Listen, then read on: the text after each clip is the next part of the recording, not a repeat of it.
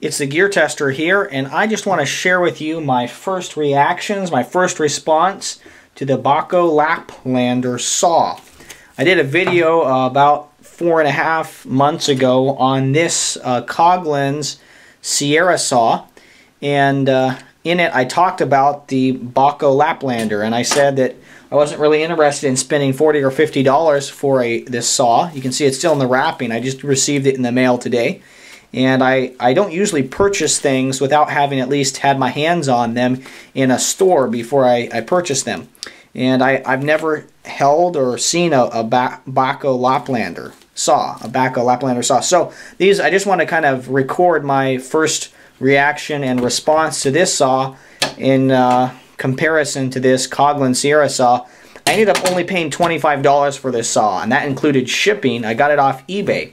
And a lot of other times I've looked at these saws online, they've been in the $40 price range. There were some people who were selling what appears to me to be this exact same saw on eBay. They were selling it for $80. And so when I saw I could get one from somebody else for $25, I said, why not? I want to try it out. Paid about $10 or $12 for this Coghlan's Sierra saw. So just want to give you guys my first reaction as I open this up. It looks to me like the individual who was selling these buys these maybe in bulk somehow and then repackages them. I'm not sure how they come originally. This has been saran wrapped, so I don't know what that means. Am I getting a knockoff or what? But it really appears to me to be the actual item here. I can tell you right now, just as I'm looking at it here, it's got a real like leather thong here. To go through the little handle there. The packaging seems good, doesn't seem overly zealous or overly expensive, just pretty simple.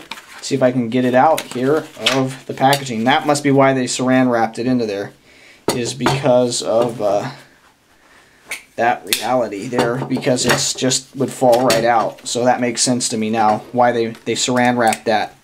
Probably did it just to kind of support the item. Can tell you right now, as I'm holding this saw in my hand, it feels a lot more durable. It's got this like rubbery substance on the outer portion of the saw. It's got a really nice lockup that the Coghlan's doesn't. The Coghlan's just flips out, and you can see there I actually broke this about a month and a half ago after I'd done the review and talked about how durable I'd found this $10, $12 saw to be. I was out using it a couple days later and just busted the blade off. It was dark and I was sawing quickly and kind of misjudged, but you know, I can just tell you right now that the lockup on this thing's pretty amazing. I think you just push down, comes right out and locks in really nicely. I'm already more impressed. This blade seems to be coated kind of, and seems to be, I don't know, it's kind of almost like Teflon on it. It seems much more durable than I would have.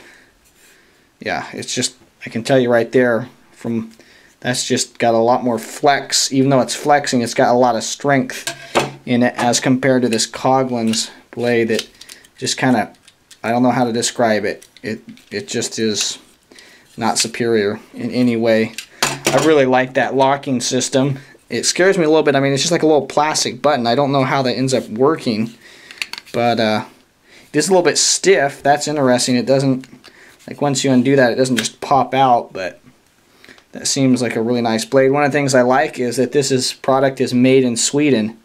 I don't mind products being made outside of the U.S., but I prefer that more than one country, such as China, manufactured items.